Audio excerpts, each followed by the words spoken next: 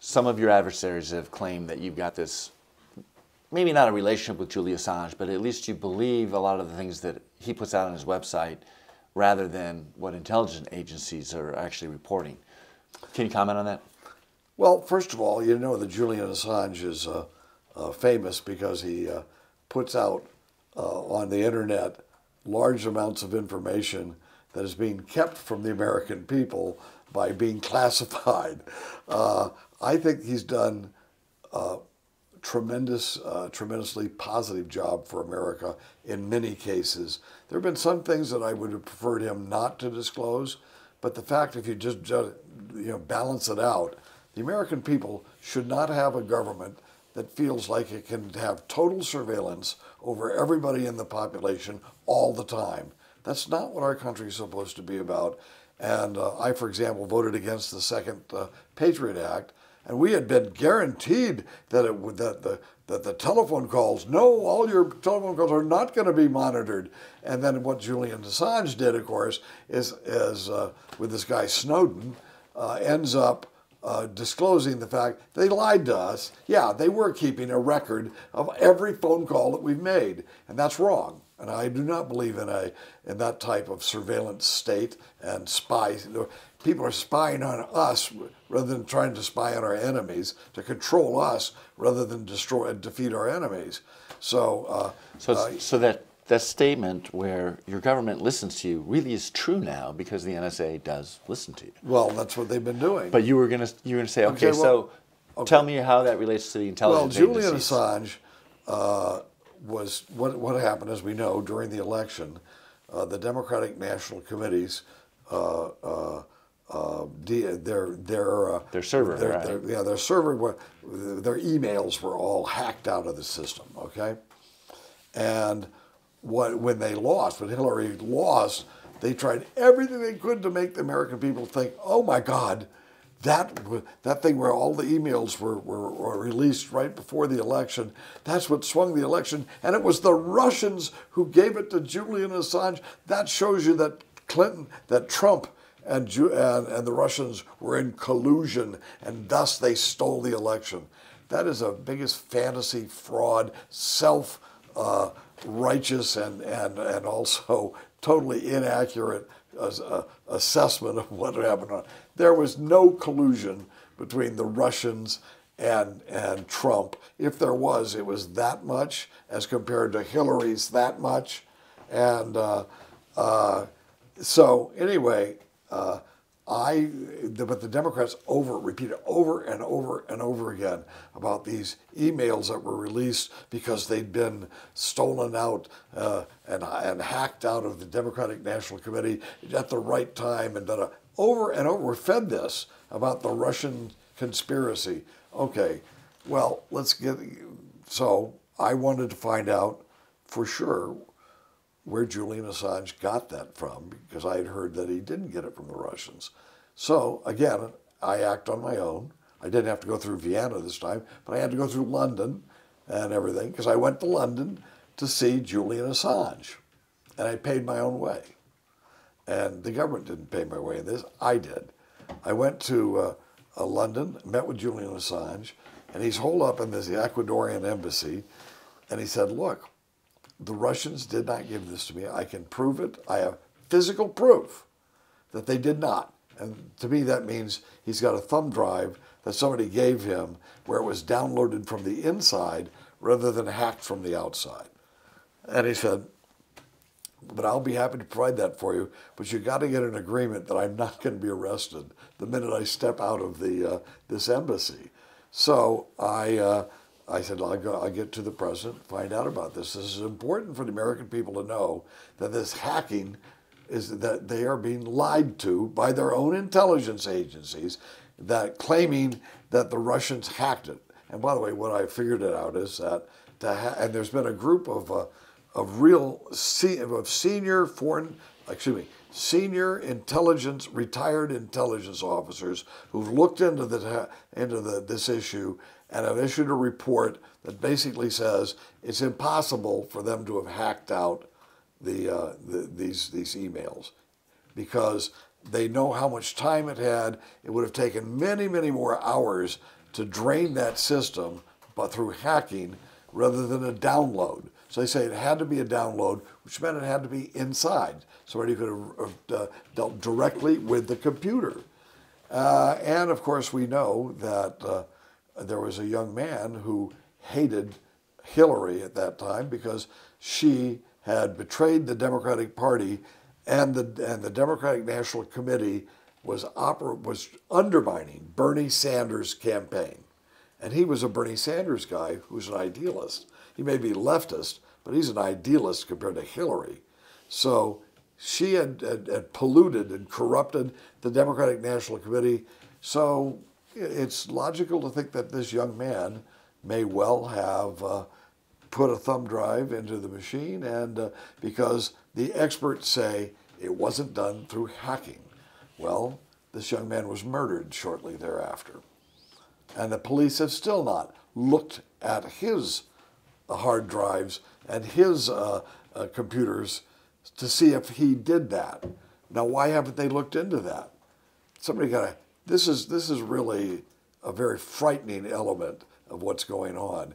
And in terms of all of the intelligence services, 16 of them that have said, oh no, the Russians did meddle and the Russians were engaged in this. No, I'm sorry, they didn't. If you read what they said, only 3 of them were the ones who actually decided that the Russians had in some way come in and had an impact on our election. And of those 3, there were weasel words in their report. Read the report. There are weasel words. We have the utmost confidence that. No, when you have the utmost confidence, it doesn't mean that you're reporting that's the way it is. It's reporting that you have confidence that you think that's the way it is. Right. And so, no, American people have been lied to about this because the same intelligence people that are tied into Hillary, appointed by Hillary, and the CIA, and this Brennan guy is as far to the left as you can be, and this Clapper, who's a disgrace in the way he's handled himself in these things. Only those 3 even portrayed themselves as proving that it was a Russian intervention that have impacted the election. The others have said no. Russians they've had a minor impact on peripheral things dealing with the election. By the way, through Facebook or whatever. Interfering with our elections is wrong, and Putin does not come up to our standards at all as a person. He is not a government leader that would meet our standards as Americans, and it's wrong for him and Russia to interfere with our elections. Let us note, with that said, and that's the reality of it, that we shouldn't also be interfering with other people's elections. Now, maybe that Putin feels that when we're coming down on him and the Russians feel that we are attacking them for doing something that we even do more of, that it's not a way that we could try to establish a working relationship. So Office of Personnel Management, OPM, was hacked. Supposedly they've gotten, whoever they are, all the records for every federal employee or applicant for jobs. It was a tremendous breach in security. In reality, that's probably just the tip of the iceberg as far as the cyber war that's going on between countries. Some would actually say it's World War III when we're talking about cyber war. Tell me what's going on.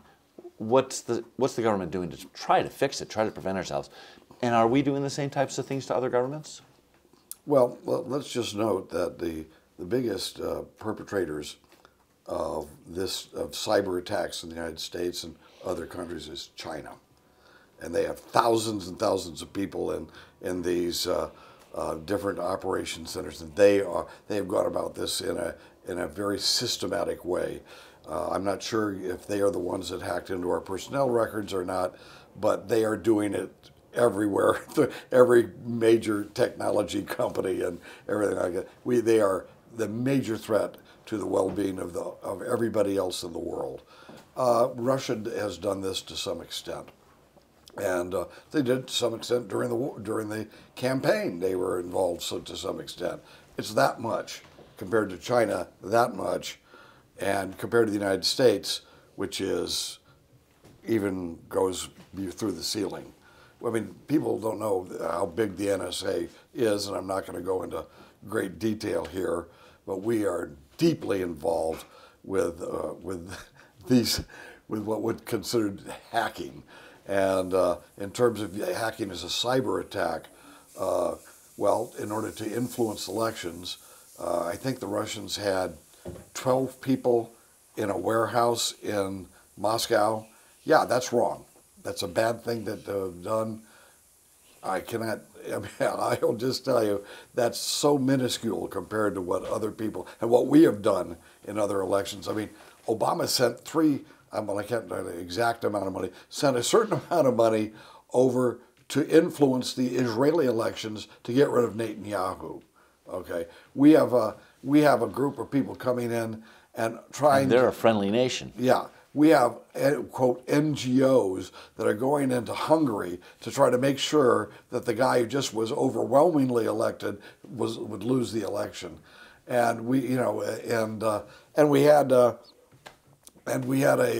pro-Russian government in Ukraine. And that pro-Russian government was a democratically elected government.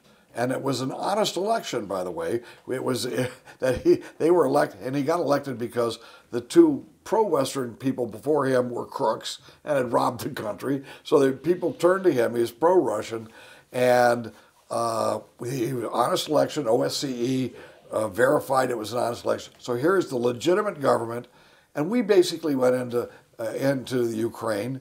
And we worked to overthrow that elected government. This is way beyond just hacking. That was under the Obama administration. This is under the Obama administration. That's correct. And so we end up, and I'm not sure. Maybe I'm trying to remember I think it was under Obama. That's right.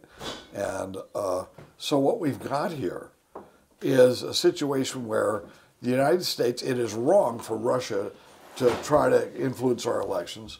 Putin does not meet our standards, but at the same time, we're engaged in certain activities that we should try to find and understand that we aren't going to hack into each other's systems, that we're going to try to deal with cyber attacks, find a way of cooperating to set a standard that would benefit all of the countries involved, and try to isolate China, and especially not get involved with overthrowing a democratically elected government that is on the border of Russia. Why do we do that? Why? First of all, we shouldn't overthrow any elected government. We should let the voters do that. And so everybody I know says that if we'd let that guy run, he had 2 more years to serve, Yanukovych, there would have been no Russian intervention in Ukraine. No, all of this would not have happened. But because we felt that we were going to decide who was, and then of course we immediately started talking about having Ukraine be part of NATO. A little bit of a loaded deck and a presupposition. That's an all. These are long. These are issues that take a long time to discuss. But what's most important is, number one, instead of trying to head our country back into a Cold War, we should be trying to find cooperative areas. And we should not be looking for areas around the world, whether it's Russia or anywhere else, where we can send large deployments of American troops.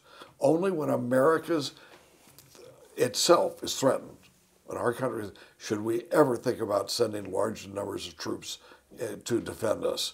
To send them overseas anymore is not, it's contrary to our interests. And look what it did in Iraq. We ended up attacking Saddam Hussein. I voted for that. That's probably my biggest regret, is I backed up President Bush in sending 100,000 American troops to get rid of Saddam Hussein, who was not our enemy. He's a bad guy, a horrible guy, just like Saddam Hussein and maybe just like Assad and just like Gaddafi, but not our enemy. And for us to be having our troops look, we've lost thousands of men now because of that. So those are my priorities, and I hope if that's what people here in our district think is good for our country, hope they reelect me. I'm okay as far as being done on topics. Do you have something in particular you'd like to answer or respond to? Yeah, one thing, listen, I'm really proud of the things I've accomplished in Congress. And when my opponents say, he's a do-nothing congressman, well, I am not someone, I am not a show horse. I've been a workhorse, but I've been a workhorse that has not demanded getting in the spotlight. And I've done a lot of things that I'm very happy and proud of. And number one, of course, the most proud is I have stopped bad things from happening. That's a good thing, to stop bad things from happening. And I've done that a lot, especially in the illegal immigration and things like that. But in foreign affairs... But your name doesn't go on the bill when you do that, so it's kind of an unheralded That's right. job. But I am very proud of the things that I have accomplished that have really done great service to our country, especially during this whole time where you've had radical Islam rising and murdering large numbers of Americans. And when 9/11, my opponent, for example, saying, "Oh, look, he's had so many trips overseas," I've been on this. And you're writing postcards home from your family. Right. Yeah. Hey, I'm on the Foreign Affairs Committee, and am I going on just luxury trips overseas? No, I go. For example, I stopped in Austria a number of times. That's what it said. Well, yeah, I did stop in Austria. Where was I going? How about Pakistan and Afghanistan? There's a lovely vacation for you. But for example, because I'd been there with the Mujahideen fighting the Soviets, when the Taliban came in, I knew we had to do something about that.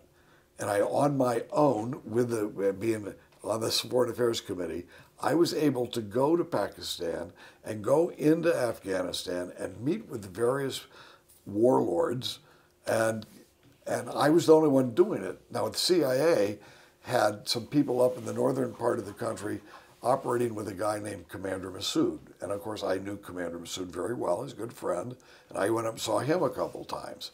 By the way, he was murdered 2 or 3 days before 9/11. And I knew then that was the signal that they were going to have a major attack on the United States. And so I knew these guys, I knew what was happening, and the CIA, when they lost Commander Massoud, didn't even know these other players. And I was able, right after 9/11, I could put together a team of about 5 guys that were working with me, and we laid out the plan of how to defeat the Taliban without large numbers of troops, American troops, being deployed. And I took the CIA, I took it directly to the top people in the Defense Department and the State Department, and eventually to the President. And the President was told, your options are you can send 100,000 American troops in from Pakistan, which would have been a disaster. That's what the Defense Department wanted. It would have been and after 9/11, that kind of defeat that we would have gone through, it'd have been just like the Russians within a matter of a month. And so... In Pakistan or Afghanistan? What was that? Afghanistan. Afghanistan. Okay, so anyway, what the President was told, we have another plan. He said, any other alternatives? I said, yeah.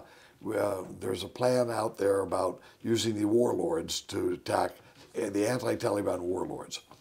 Says, okay, well, when can we use the troops? And the President was told 3 to 4 months. And the President says, we got to do this right away. I was just up in New York. So he said, how long will it take us to use these warlord strategy? And he said, well, we can actually start next week if you want to do that. He says, do it. Well, the CIA didn't even have any people on the ground up in these places. And if anybody's ever seen the movie 12 Strong, it's about the Special Forces team that landed, first one to land in Afghanistan, and worked with a guy named General Dostum, and they had several thousand warlord troops. That's what defeated the Taliban. America only had 200 troops altogether in all of Afghanistan when the Taliban were defeated. Well, when those special forces, the first 12 guys, got off the helicopter, they were getting off at a site that my group selected.